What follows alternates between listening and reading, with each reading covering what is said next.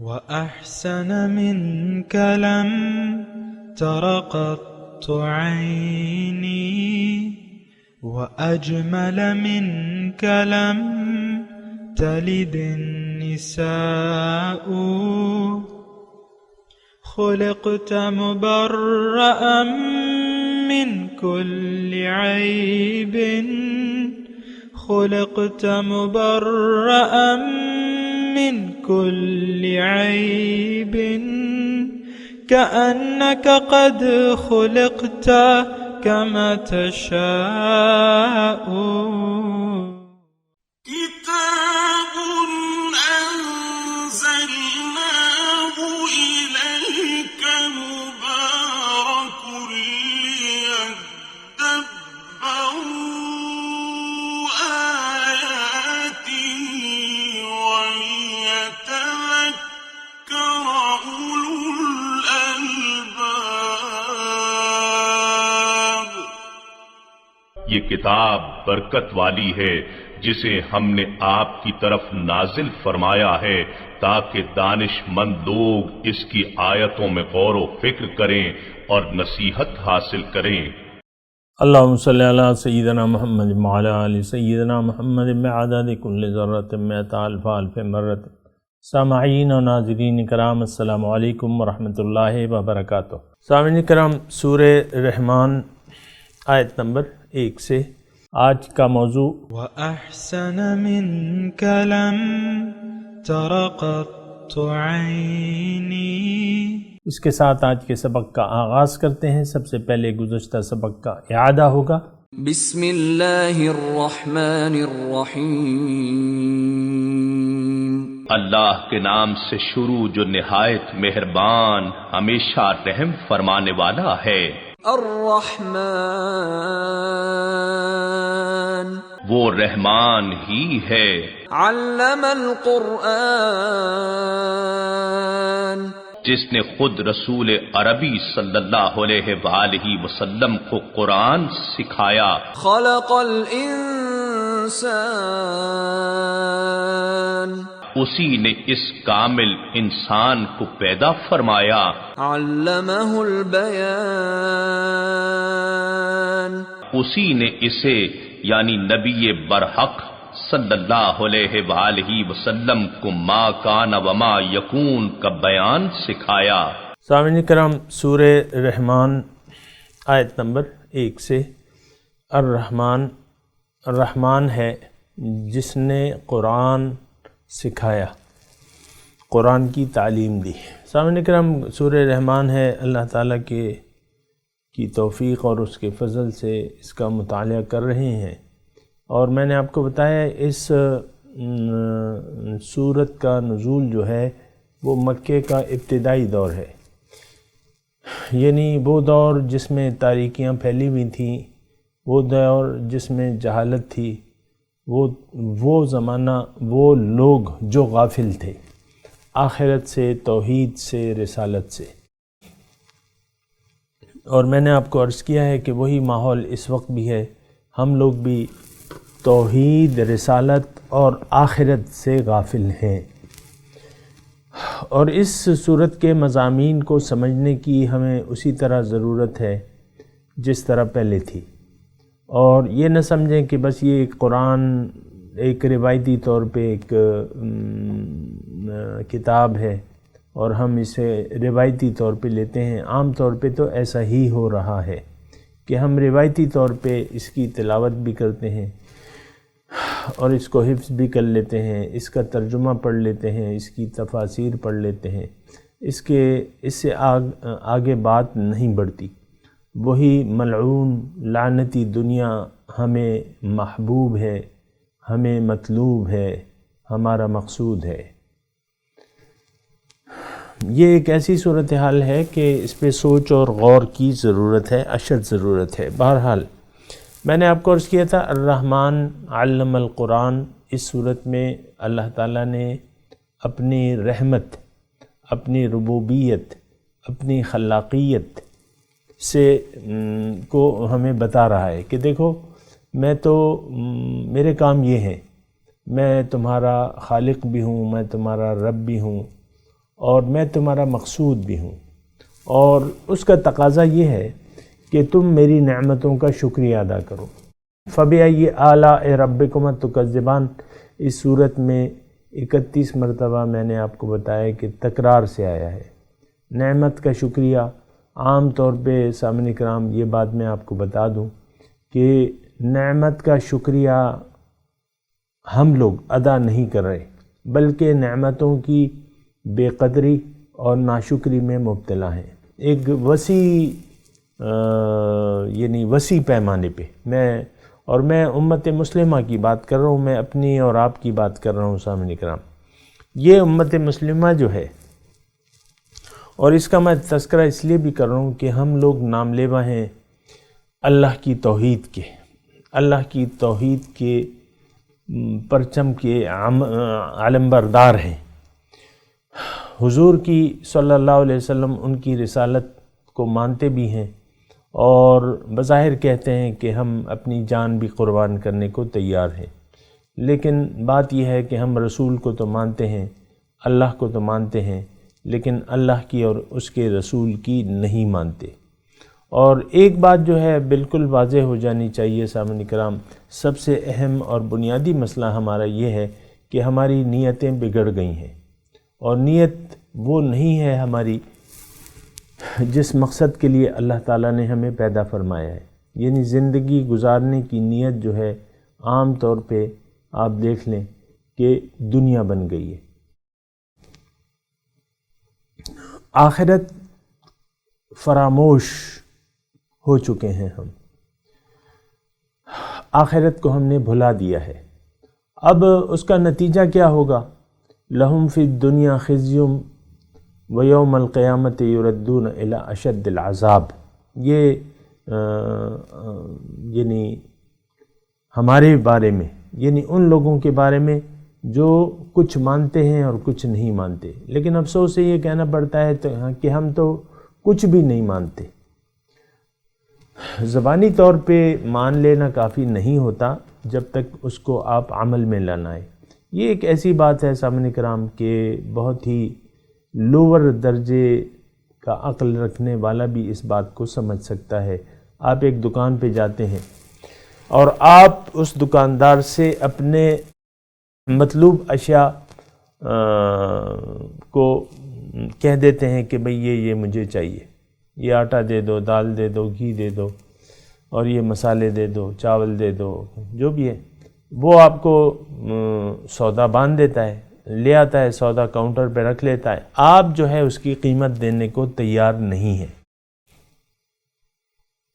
یعنی یہ میں بات مثال کے طور پہ عرض کر رہا ہوں، آپ اس سودے کی قیمت ادا کرنے کو تیار نہیں ہے، بل آپ کا بن گیا 10,000 روپے مثال کے طور پہ، آپ کہتے ہیں میری گاڑی میں رکھوا دو۔ اسی طرح ہم جنت کے طالب تو ہیں، لیکن جنت کی قیمت ادا کرنے کو تیار نہیں ہیں۔ اللہ سے ملاقات کے بظاہر طالب تو ہیں، لیکن اللہ کی ملاقات اور اس کی جنت کی قیمت دینے کو ہم تیار نہیں ہیں۔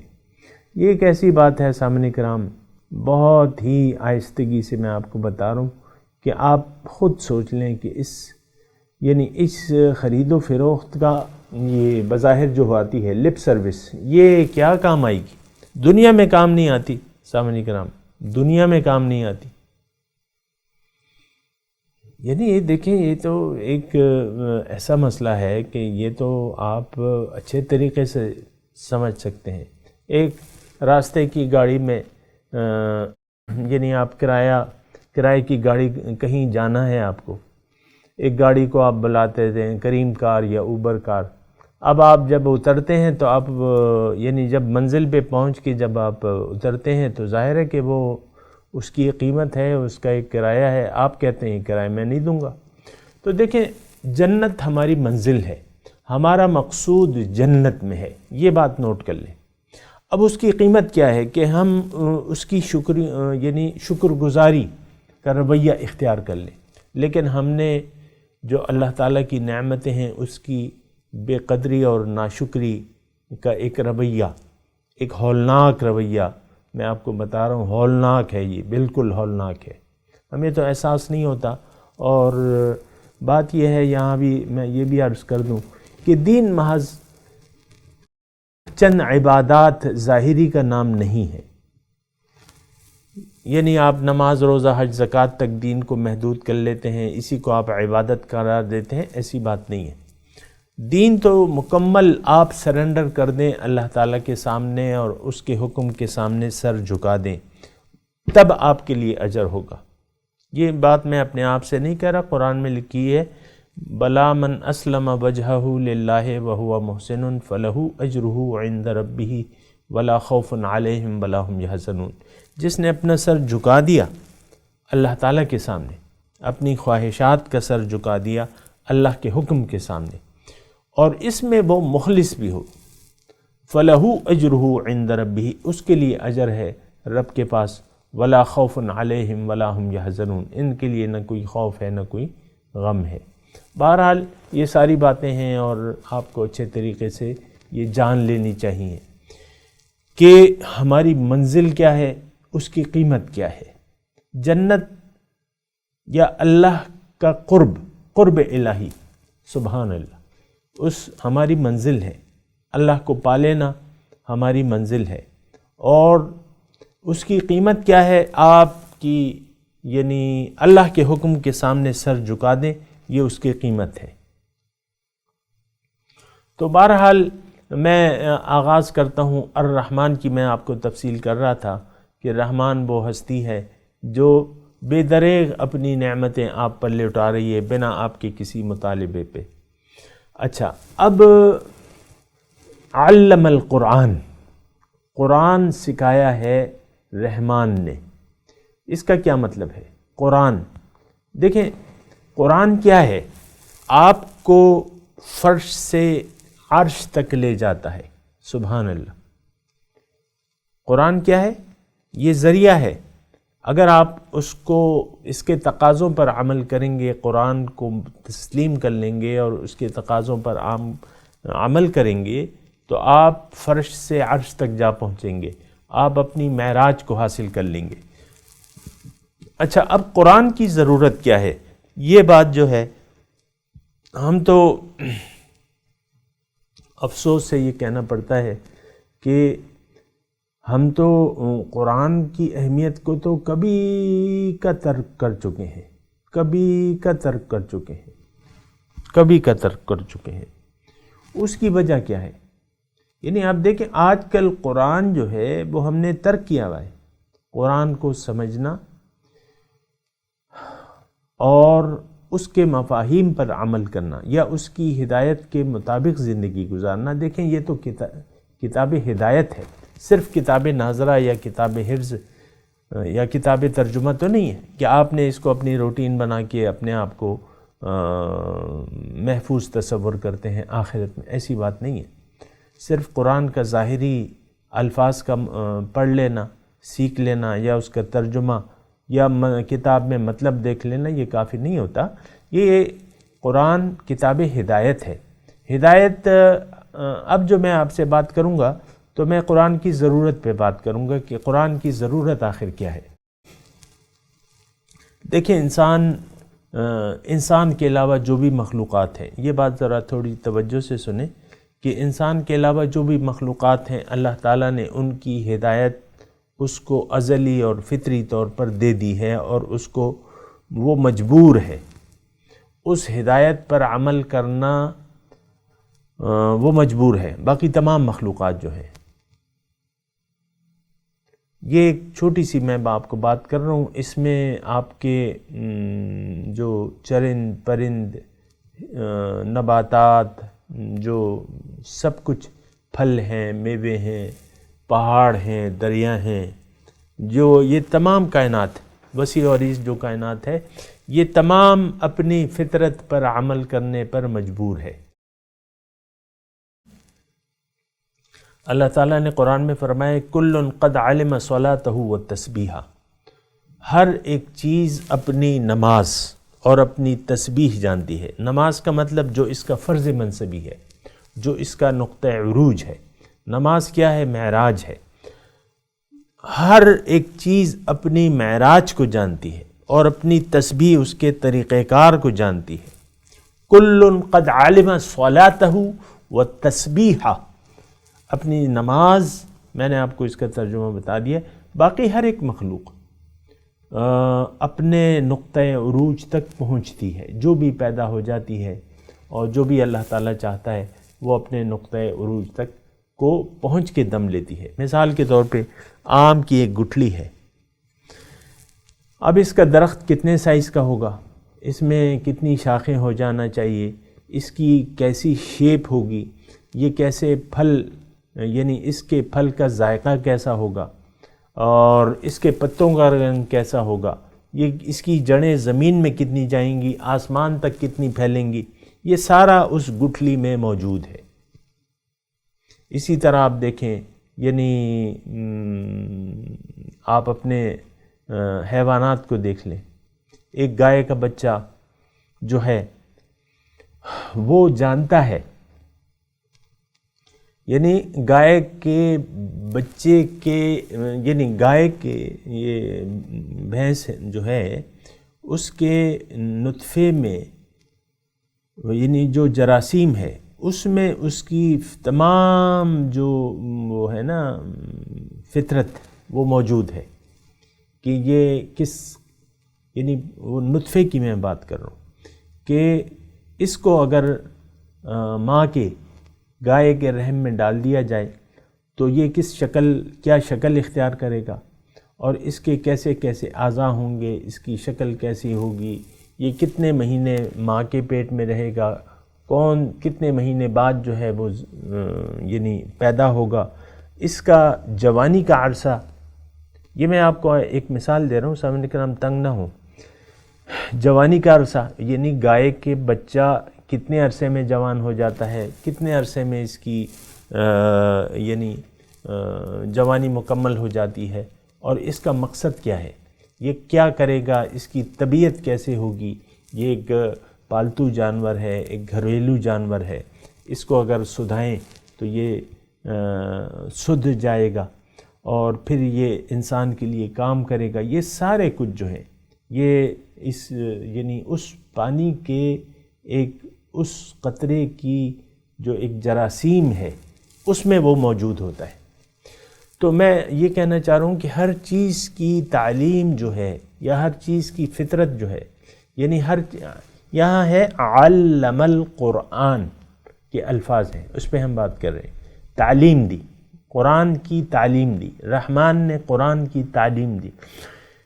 تو میں آپ کو یہ کہہ رہا ہوں کہ انسان کے علاوہ جو بھی مخلوقات ہیں، جو بھی، تو اس کی وہ یعنی وہ اپنی اس کی ایک فطرت ہے اور وہ فیڈنگ ہو چکی ہے اس کی، اور وہ جب وجود میں آتی ہے تو وہ اپنے نقطۂ عروج تک پہنچ جاتی ہے خود ہی خود۔ شہد کی مکھی ہے، اس کو معلوم ہے، وہ بنائی گئی ہے یعنی شہد بنانے کے لیے، مثال کے طور پہ عرض کر رہا ہوں۔ اب وہ جانتی ہے کہ میں نے پھولوں کا رس کہاں کہاں سے حاصل کرنا ہے، کس طریقے سے حاصل کرنا ہے، اور کیسے لانا ہے اور اس سے شہد بنانا ہے، وہ سب کچھ جانتی ہے، شہد کی مکھی جانتی ہے۔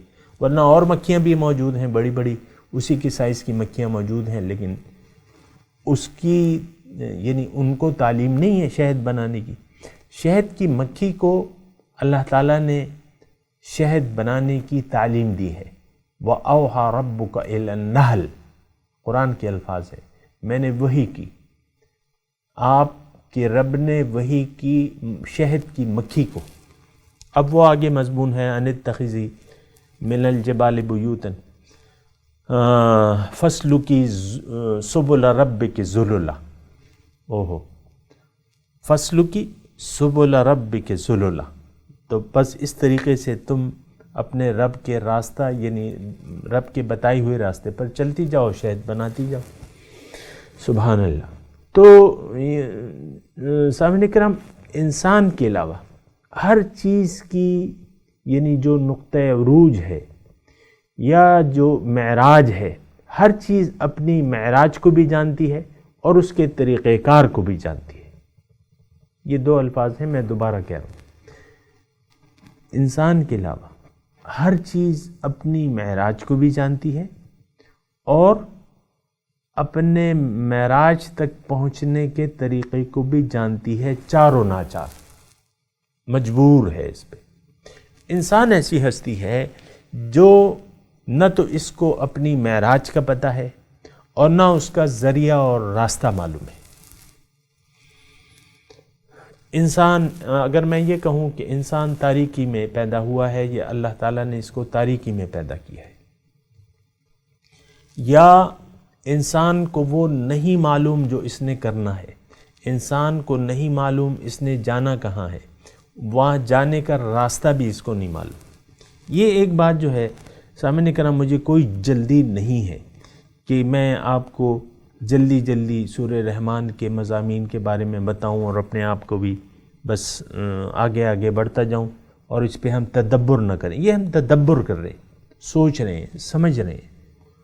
افلا یتدبرون القرآن ام علی قلوب اقفالها، اللہ تعالیٰ فرماتا ہے کیا یہ قرآن پہ تدبر نہیں کرتے یا ان کے دلوں پہ تالے لگے ہوئے ہیں؟ ام علی قلوب اقفالها، تو بات یہ ہے کہ یہ ساری چیزیں جو ہیں یہ غور و فکر کی ہیں اور ہمیں اس پر غور و فکر کرنا ہوگا۔ تو میں آپ کو یہ بتا رہا تھا کہ انسان کی پیدائش تاریکی میں ہے، انسان اپنا نہ مقصود جانتا ہے نہ مقصود تک پہنچنے کا راستہ جانتا ہے، انسان نہ اپنی معراج سے واقف ہے اور نہ اپنی معراج تک پہنچنے کے لیے اس کو راستے کا علم ہے۔ یہ دو باتیں جو ہیں یہ ازبر کر لیں، یاد کر لیں۔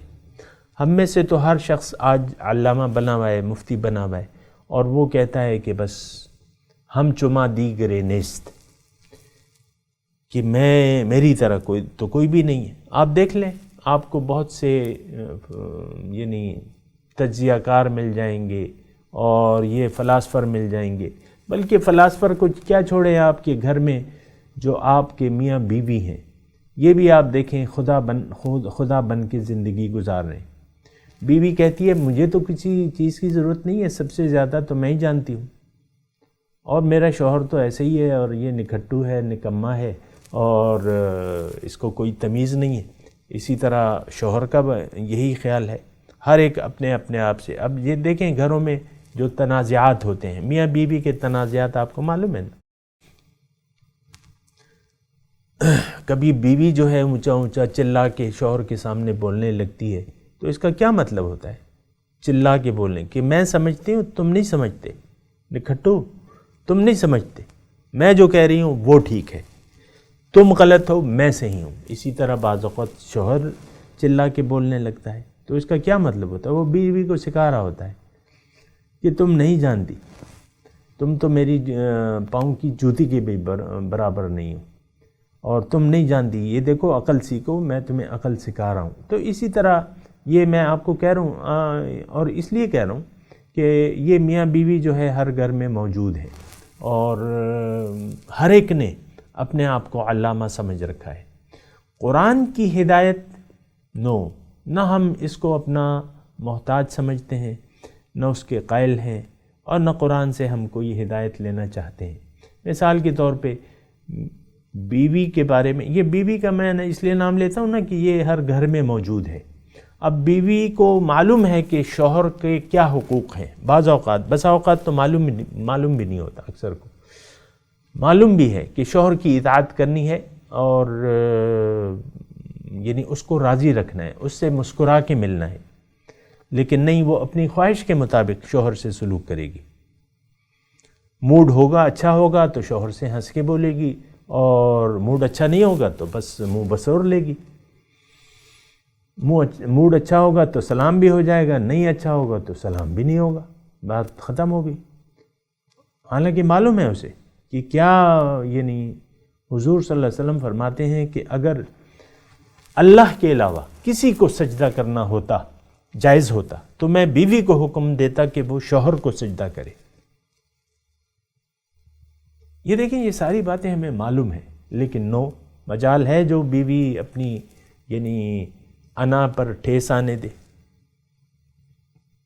آپ دیکھ لینا، یہ دیکھ لینا، یہ کیا شوہر کیا بیوی، آپ ذرا اس کو مائنڈ نہ کریں، میرا اصل تو قرآن پہ علم القرآن موضوع ہے کہ قرآن کی ضرورت کیا ہے.